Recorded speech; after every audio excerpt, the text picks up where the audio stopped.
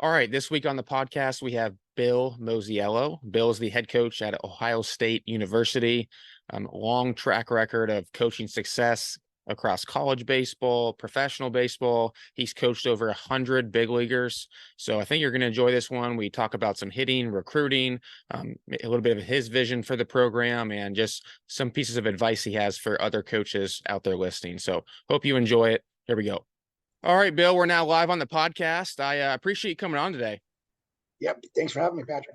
So I was listening to a podcast you were on earlier today, Brian Kane, his podcast. I've had him on the show too, and just diving into some of your own background. I mean, I think I've heard you say it. You've coached at legitimately every level of the game except the major league level, and yet you were still part of staffs and spring training for the big leagues, and have coached over 90 players who ended up making it to the major leagues. But my question is you've coached arguably the greatest player of all time, Mike Trout, when he was in the minor leagues, and so you know what it takes from a physical standpoint.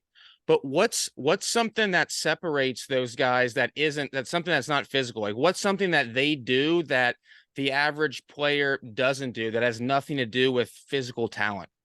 I mean, it sounds like it's coach speak or it's super corny, but like it's all so relevant at all levels. I mean, the superstar players that I've coached, they're better people than they are players.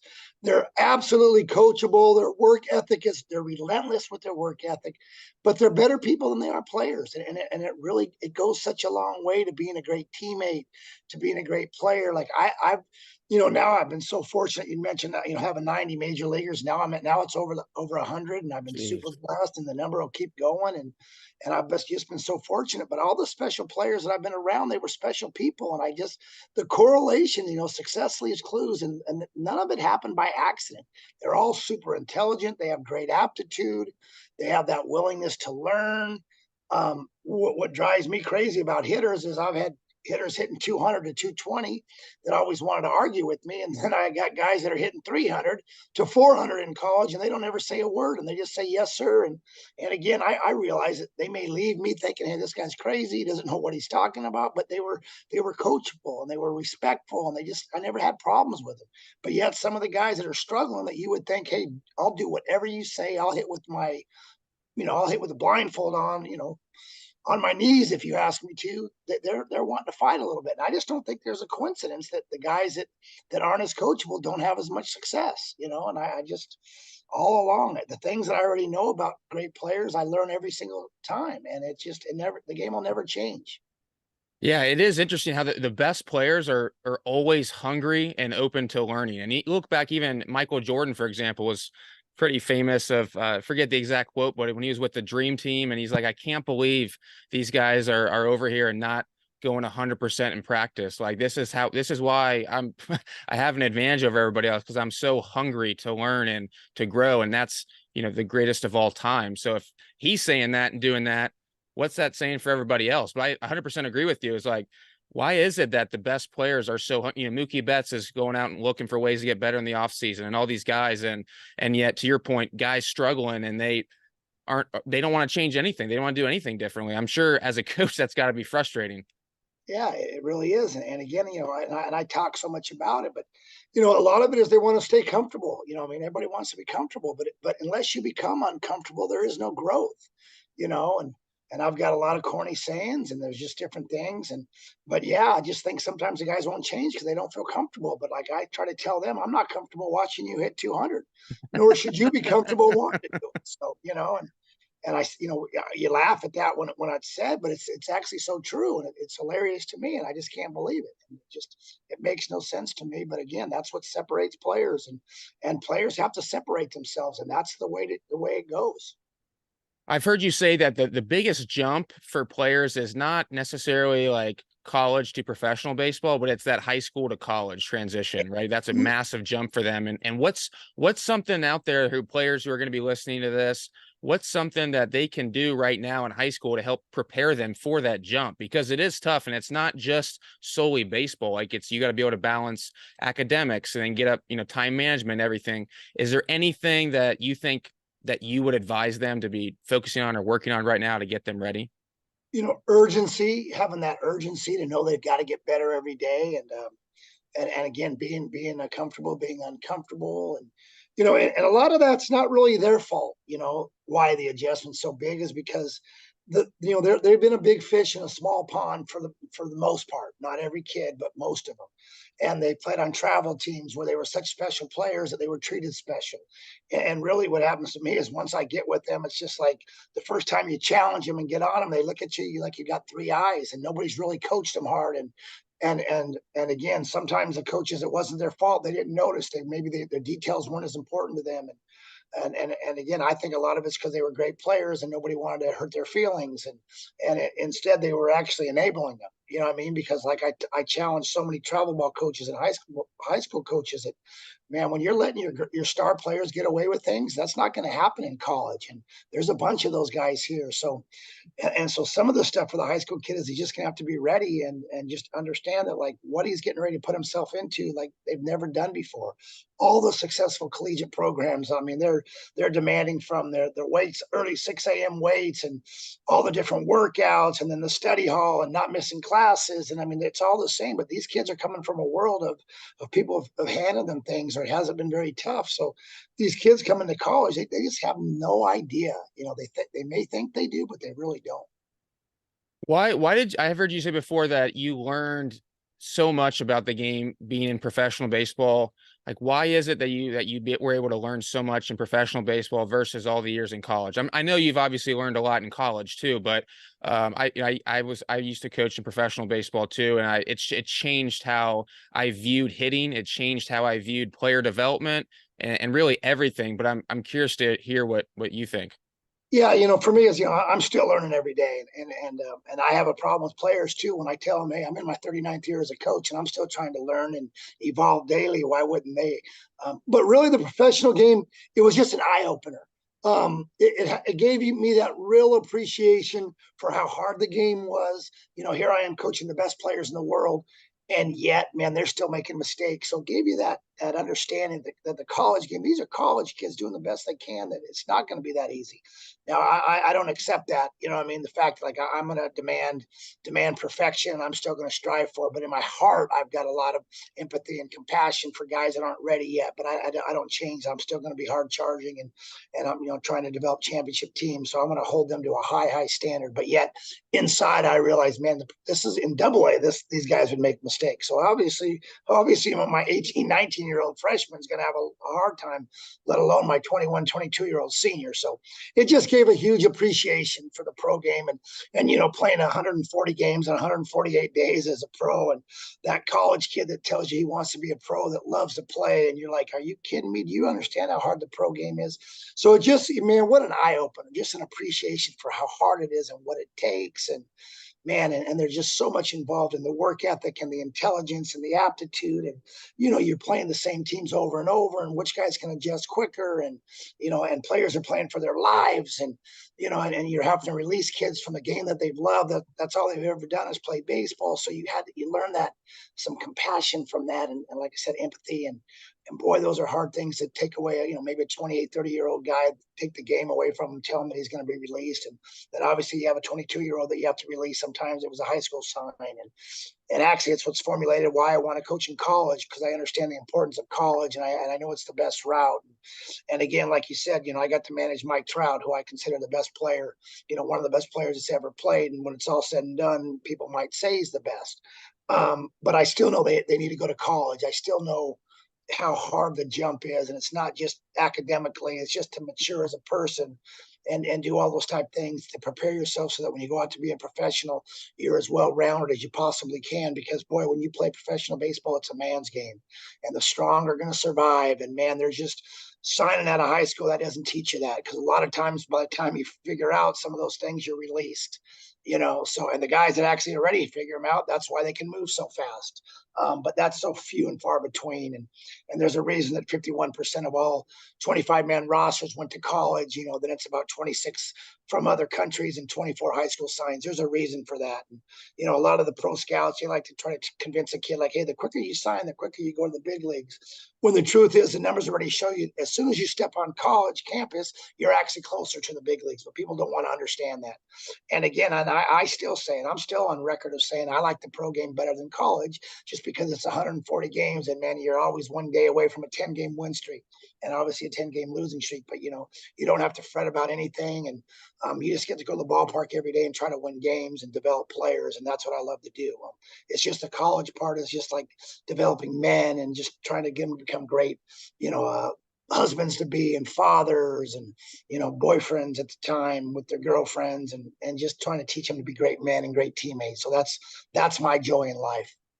It's interesting to hear you say that, Bill, because I it's something that I thought of too when I was in pro ball, where I actually said this to a couple buddies. I was like, if I ever have a son and he ever plays baseball and is in the draft process, like I would never let him sign out of high school. I don't care how good he is, because it's just a different level of maturity. And I get it. There's definitely guys out there who can do it, but it's so rare and it's so hard. And I remember just sitting back with another coach one day, and we were just watching the players on the field, and we were looking at each other like, man, it's so easy to tell who were the college guys and who were the high school guys, because the college guys were hustling everywhere. The college guys were picking up the trash and the dugout and everything. The high school guys just walking around everywhere. And so I was like, man, this is just, it just sticks out like a sore thumb who's who here. And to your point, you're going to be starting at a higher level anyway, right out of college. You can make it to the major leagues within a year or so. But going back to like the hitting side, who were some of the people that you looked up to from a hitting standpoint early on in your coaching career? Yeah, so two of my all-time favorite when I got to work with one of them in the Arizona Fall League, and then one of them was in the Yankee organization with me, and one his name was Kevin Long is the one, and right now he's the Philadelphia Phillies hitting coach, and he was a really special guy, and just the way he interacted with his players and the love he had for the craft, so he was a really special guy, and I got to spend a lot of time with him in spring trainings, and then he lived in Arizona, just a couple blocks or a couple streets over in Phoenix, Arizona. He lived out in Scottsdale, a little deeper drive in the backwoods of the 17 out there. So he was really special. And then a guy named John Maley, who's been with a lot of different clubs. I'm not sure where John is this year, but boy, he just had this great appetite for hitting and just a great personality. And those were two of the really special guys. And everybody I've ever been around was special to me, and I really paid great attention to them. But those two stood out to me. And again, and the funny thing was, even that obviously they had great knowledge of the swing and the approach and all the things that are important, but they were better people than they were actually coaches. They had a great love for players. They had a super passion for the game. And that's always what I took away is, man, they had such great relationships with their players. And I do understand there's different roles for coaches. When you're just a hitting coach, your job is to keep them as a feel good and always keep up their spirits. When you're a manager and running a team, sometimes you have more discipline and you're doing certain things where the hitting coach doesn't really have those kind of things. But great hitting coaches are aligned with the manager or the head coach, depending on what level you're playing at. But the personality and always making those players feel like $1 million. And those two really stood out to me. I've had so many great hitting coaches throughout my career that I've been around or talked to, and a million college coaches that I've learned so much from, and a guy named Jeff Pickler, who's now a coach for the Cincinnati Reds. He's their infield coach right now, and is sort of almost like a bench coach. And with David Bell with the Reds, but he had some amazing hitting knowledge, and I spent numerous hours and on end talking to him about hitting because I really believe in a lot of things that he believes in, and he's taught me a lot. So I've been blessed throughout my career being around so many special guys. What are some of the things that you believe in? Yeah, I'm real big on and keeping it number one as simplistic as possible, and it always starts with getting a good pitch to hit. You're only as good as the pitches that you swing at, and I'm a real big believer in situational baseball, understanding your situation, your job, during that at bat, and it's a pitch by pitch, and I'm really huge on the way the body moves and getting into great hitting positions and the rhythm that you do, and giving yourself a great opportunity to recognize pitches. So there's not one factor that's more important. They're all super important to me. But it really starts with getting a really good pitch to hit and being on time to hit pitches, and not, and then the deeper I get in talking about what great hitters do and what I believe in, and what hopefully my offenses always do, is they're not afraid to hit with 2 strikes. They're just never scared. They don't think they have to swing at every single first pitch and, try to get out of the box as soon as possible. You know what I mean? And they have to have the ability to be on time to get first pitches and be ready to hit pitches at all times, but they're not afraid to take borderline pitches. And if you want to get your slug up and have more extra base hits, you need to get quality pitches as opposed to just swinging at all strikes. You need to swing at strikes that you can do damage with. So there's so much involved in it, and it's just a day by day process of getting them to really understand, what I think their approach should be. And again, there's treating every hitter a little bit different. And I have a huge appreciation now for their certain things. And I know myself, like I have some weaknesses as a hitting coach. I'm not an awesome swing coach, and I'm trying to get better every day. And I know that's an important part of being a hitting coach, but yet the approach part is a huge part too. And I think to be a really special hitting coach, you need to mesh them both together. You have to be able to be a great swing coach and understand flaws and get guys in a good position to hit, but then have a good approach. And I guess if I had to pick one or the other, I still think the approach and have an understanding how to compete and get good pitches to hit, but yet you got to do both. And again, I have never been a great swing coach, and I've been getting better every single day. And we're in such a great age. There's such an age right now where there's so many good guys out there teaching the swing and how the body moves. So in some aspects, it's fantastic. In other aspects, there's some guys that are really hurting the game and the way that people are approaching. And I just think you need to mesh both of them. I think there's a place for both of them.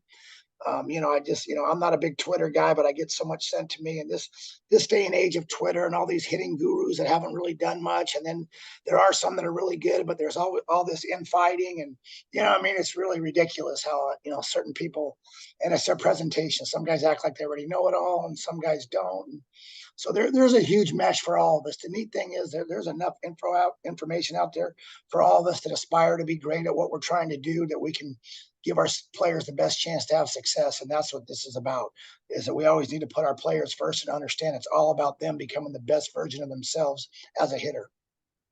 Would you agree? And this is something that I've noticed over the years, is for players who improve their approach, I've noticed that their mechanics actually improve and can get better as well too. So I think, I think one hand washes the other. I don't think you can have, yeah, before the other. They both go hand in hand. But the one thing I'm really having an appreciation for now is how the body moves. And I have some certain, like I've always been really good, have a great understanding of what it looks like. And this is what I want guys to look like, but I can't identify flaws sometimes. And just my mind just says, hey man, you're not getting in good positions. What's going on? But I haven't been able to really help them. One of those things, the worst thing that we do as coaches, and I'm as guilty as anybody, is like, we always tell you what's broke. But how do you fix it? The players want to know how to fix it.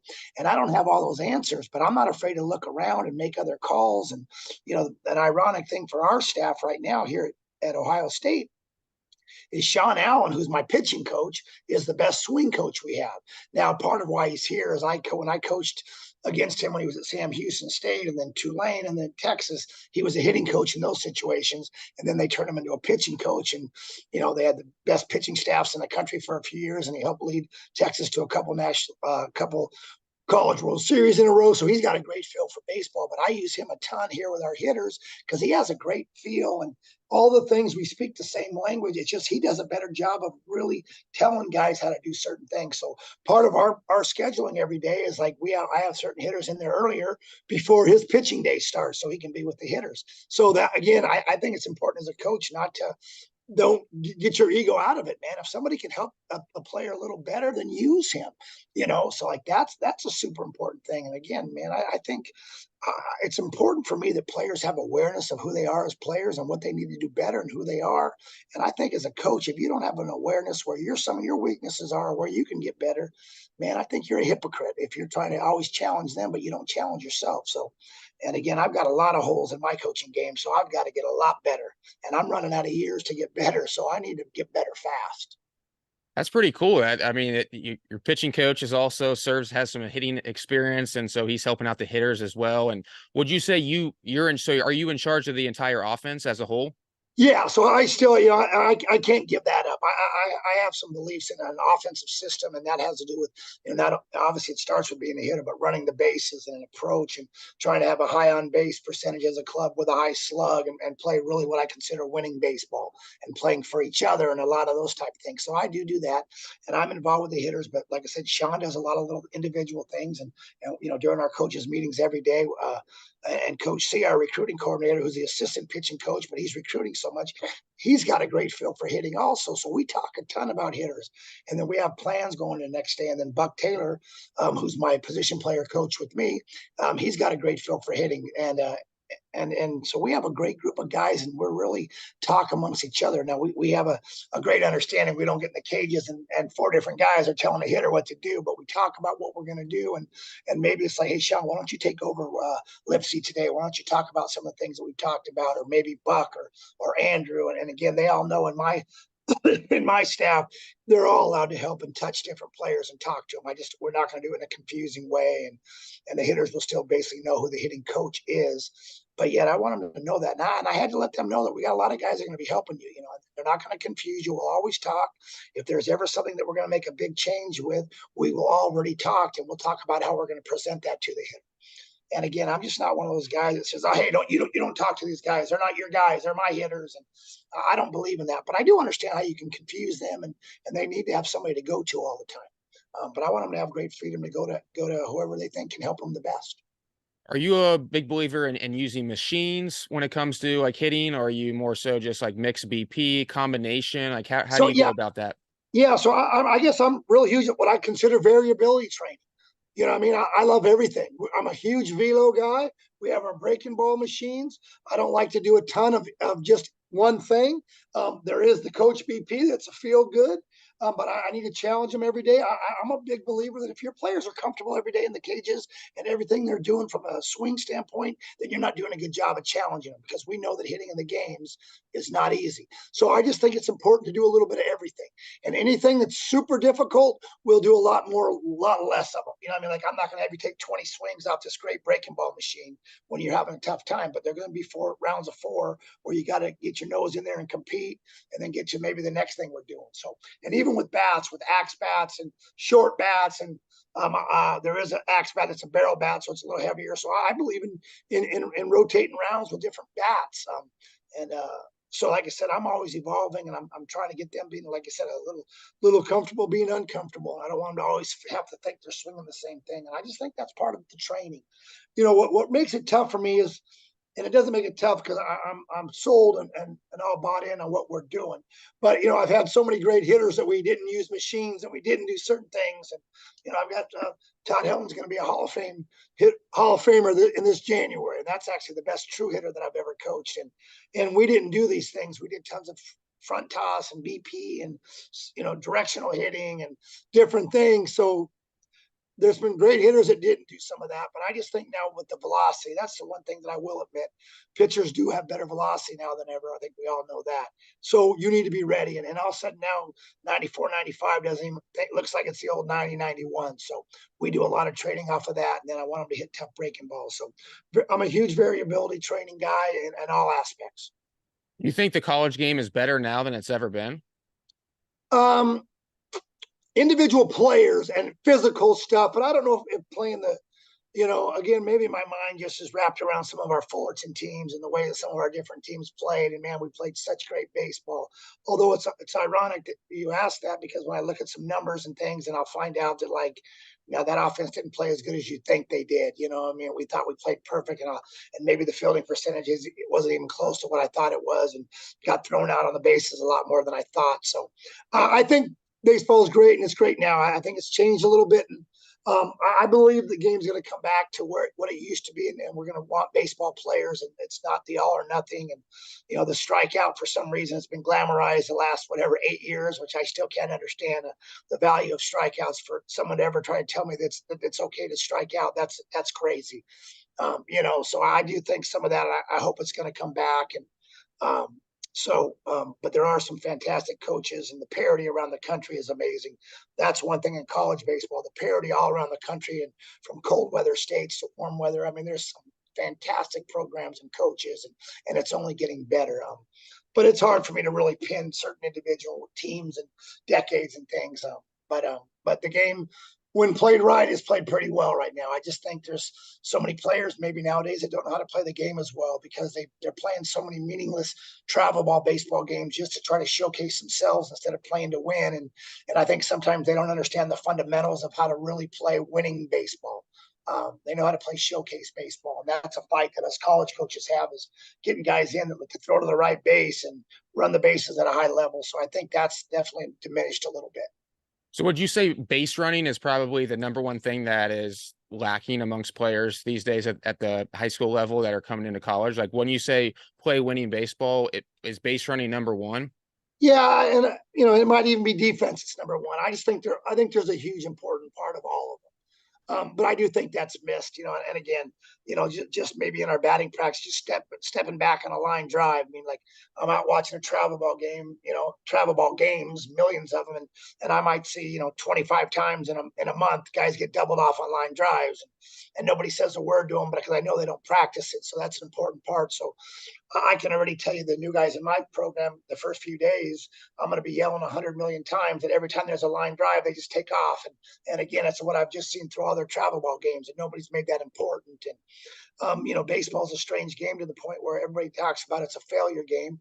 I believe it's an opportunity game, but people make it's okay to like get doubled up and just baseball, or to make base running mistakes when it's not okay. And I can't imagine Bill Belichick being a baseball coach and thinking it's okay to overthrow the cutoff man and throw to the wrong base and not run the bases, with intelligence. So, that's where I think some of the little things are maybe missed today. And sometimes I don't think coaches even notice that their players are doing wrong things, and they definitely are letting them slide with it. So when they get to a place where it's really important to them, then they make a big deal about it, and the players have a tough time reacting. And one of the things one of the things I will say is that players somehow today, they think whenever you coach them that you're criticizing them, but you're not. You're coaching them, and they need to understand, like being told to, hey, back this spot up, or this is what you do on this play. It's not a criticism. They're being coached, and there's so few coaches that are challenging players out there, that they just don't even know how to react. Now, again, there are tons of outlier coaches out there that are doing a fantastic job, and I don't want to speak in general. There are some high school coaches that are absolutely fantastic, and some travel ball coaches. But man, there's a lot of them that are just, collecting a paycheck and making sure the guys are happy, and getting to other colleges to go to school so they can tell somebody, hey, had 12 guys off my club last year going Division I, or in some type of level, because we know all levels are great. But that's probably the thing to me, is just the players aren't challenged as much. You think that's just because, like, why do you think that is? That coaches are just afraid to have hard conversations with players? I do. I really, I think players are afraid to tell.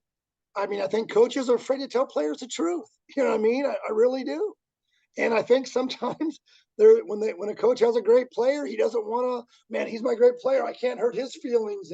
And again, I believe just the opposite. I think you're enabling him, because if he goes to play college, he's in for a rude awakening. If he's trying to be a pro player, he's got no chance, because now he's playing for his life.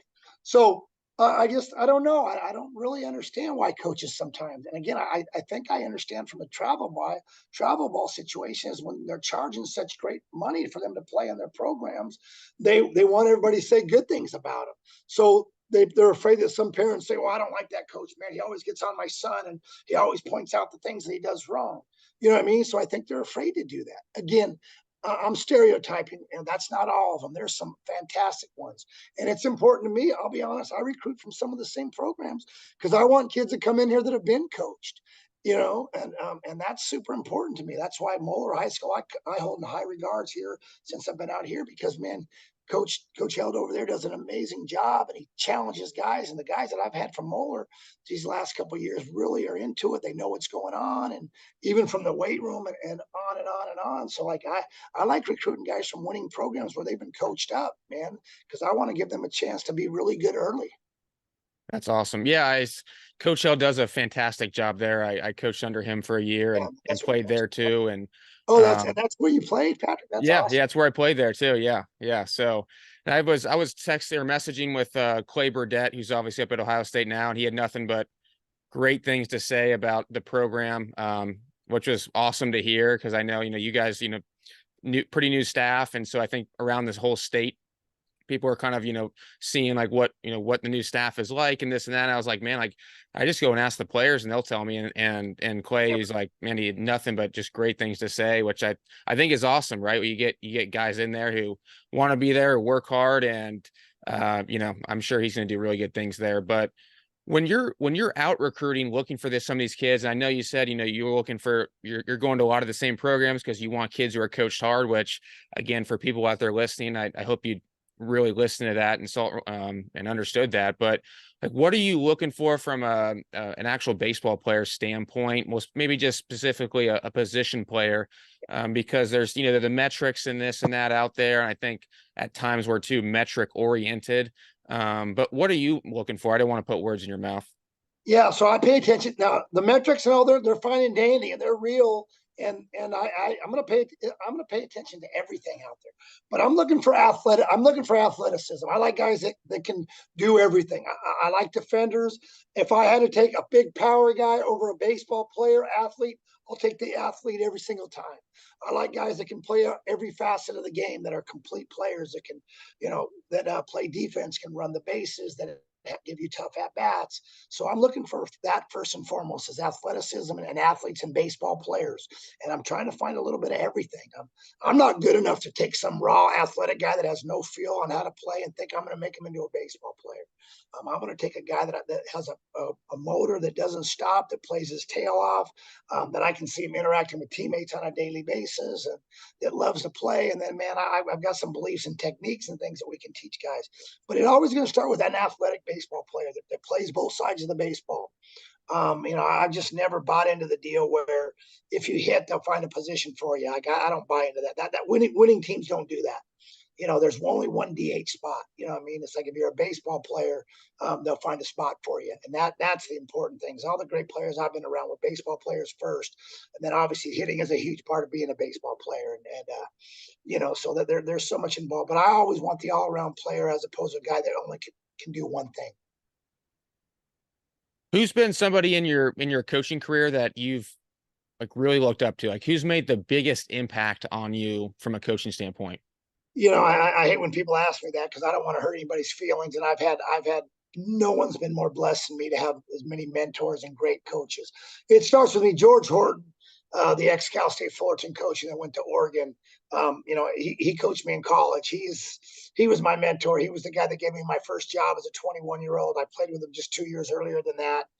And he's my guy. My whole life was the Cerritos College, Cal State Fullerton way. That's how I grew up. That was from him, and he hired me, so he was a huge part of me. And then Coach Bennett, who I played for at Fresno State for a couple of years, like what an impact as a disciplinarian and just a baseball guy, and teaching you toughness and just refuse to give in, and that there was a way that you had to do certain things a certain way, and then getting to be with Jim Schlossnagle, my 8 years with him at TCU, like he changed my life as a coach and empowered me and showed me how much when you value someone, man, how much you can, how much better you can get. And then Kirk Saros, me and Kirk were the assistants for Jim for the 8 years. And then Kirk became the head coach after he left for a year. And I stayed with Kirk for 1 year to get him going. And man, what a special person Kirk was and what he's done for my life, just him being a friend and his family. And so those 9 years at TCU, they were life changers for me. And then Dave Serrano, a childhood friend of mine, and who's taken two different teams to the College World Series. And so he was a friend of mine that grew up. So he was a humongous part of mine. And then Andy Stankiewicz, my best friend, who was my best man at my wedding. We're from the same hometown, and Serrano was from our hometown. So Andy's now the coach at University of Southern California, and we got to coach on the USA national team together and help win a gold with some great players. So the list goes on and on. I hate to even start mentioning people because then I'm going to not mention other guys that I've been with. So, but those are some just really special guys that come to mind that there's not a day that I wake up without thinking about them and trying to make them proud, and because of all they poured in, all the love they poured into me. What are some of the things that you see younger coaches doing that, maybe you try and help them out with from like a mentoring standpoint, or like what advice would you have for younger coaches, not necessarily who are like trying to be, go up the chain and go to a higher level per se, but just from a coaching standpoint, like what advice would you give them knowing what you know now after all these years coaching? So my number one thing, I'm really enamored by the intelligence of the young coaches. I mean, I love it.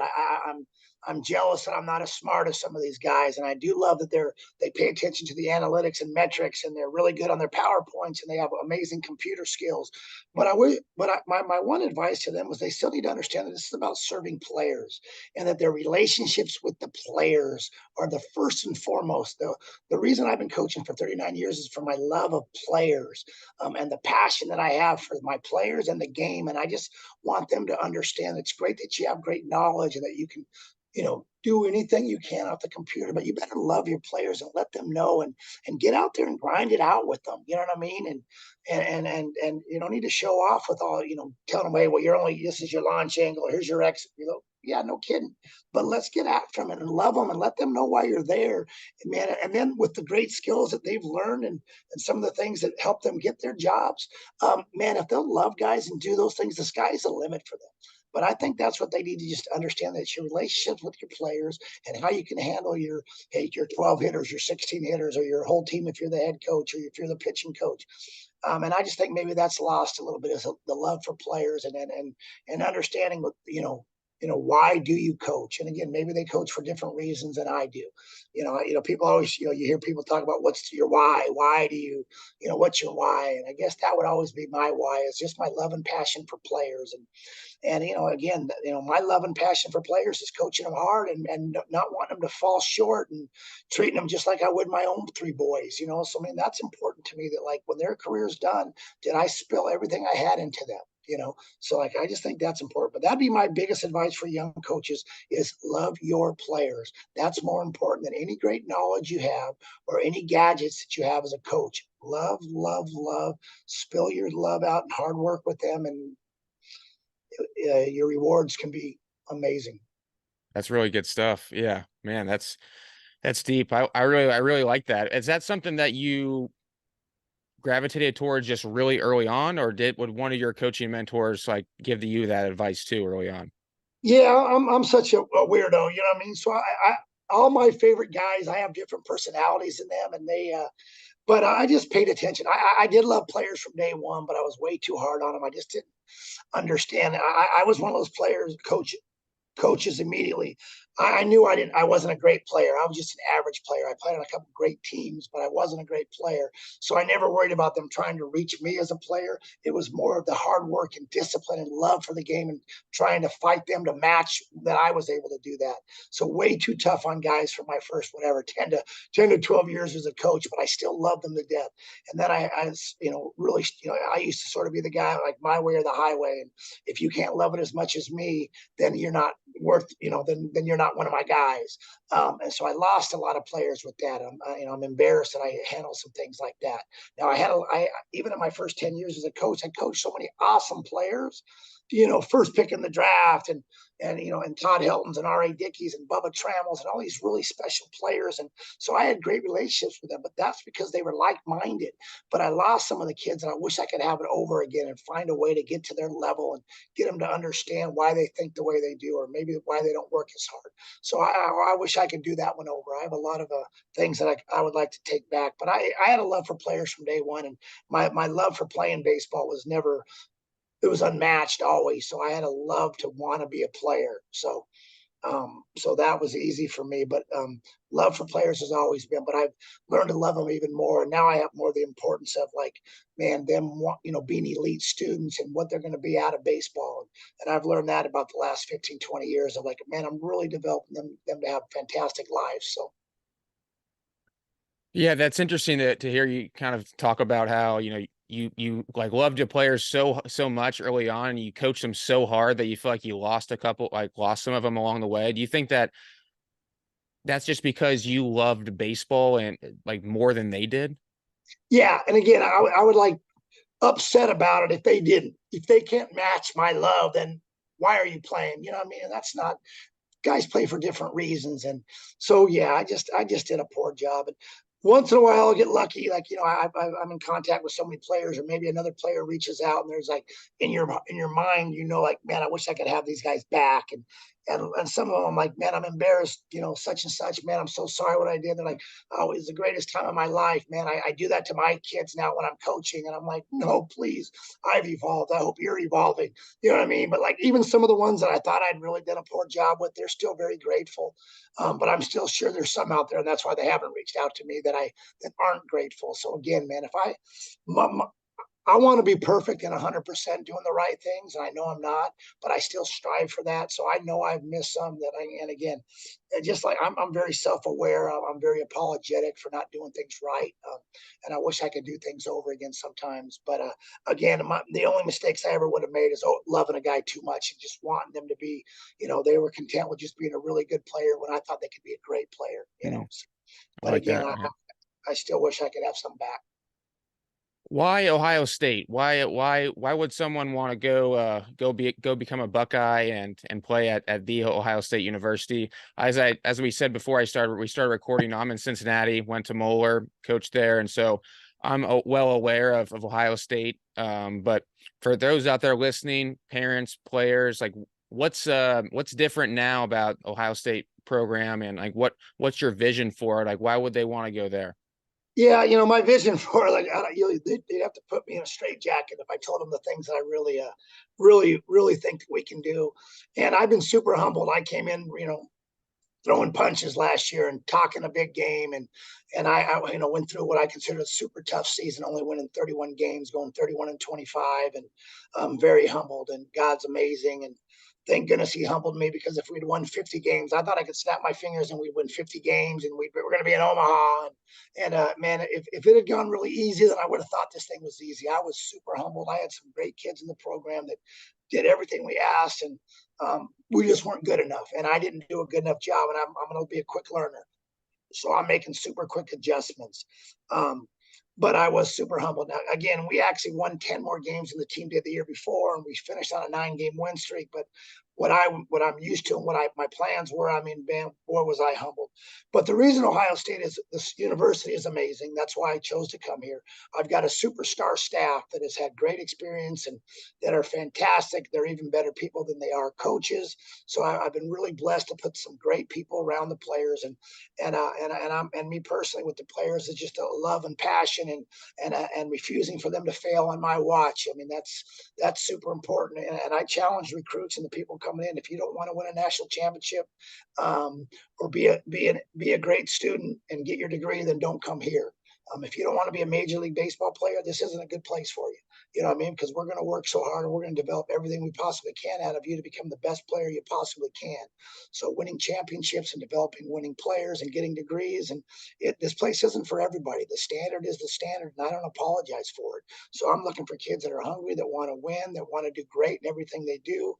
Excellence is our standard in everything that we do. I want them to be great people, great sons, great boyfriends, great teammates, and I ask a lot, and there's enough out there, and we're finding some great ones. And so I just think this is a place, if you want to excel in everything you do, this is a great place, and this university speaks for itself.